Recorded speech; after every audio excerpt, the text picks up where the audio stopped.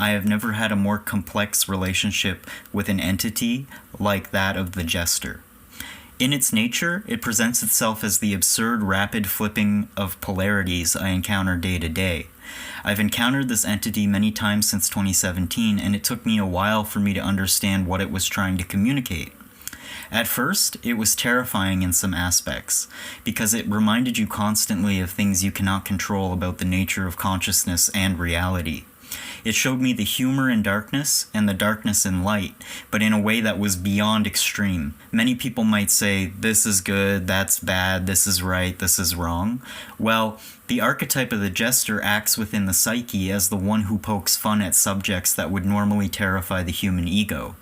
In that way, the Jester feels automatically evil, because it forces us in its influence to flip expectations beyond just a silly joke, to a point that can often leave individuals with a sense of madness and distress. I think this is why many people find the idea of clowns scary, because a clown, in essence, is a character that is based on the archetype of the Jester, and in its nature, doesn't bend to the egocentric perceptions of a person's persona.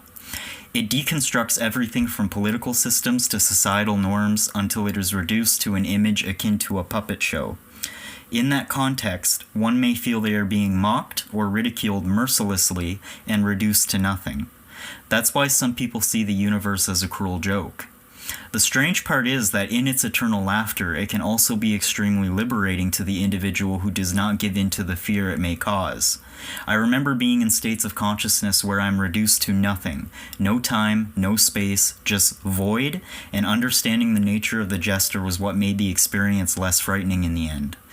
Everything from petty arguments to personal mistakes become aligned with a clearer image that all the pain you feel and trouble you encounter isn't the be-all end-all after all. But you realize beyond your own ego that we all encounter the Jester. Whether you see it, feel it, hear it, or understand it logistically, the Jester is present in every leaf, object, person, situation, conversation, and outcome, and that's when you start to learn how to laugh alongside it, and not in the disrespect of suffering as an experience, but as a freedom of knowing it's no longer a foreign concept based entirely in cruelty. Instead, the Jester becomes understood as a natural way life maintains balance and flow, because no matter what you do, you shake your fist at the sky and the screen, the Jester does not budge.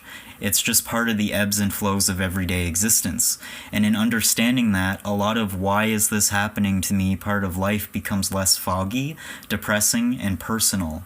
It shows you how truly connected everything is to a natural energy flowing within and without us. To me, it's beautiful.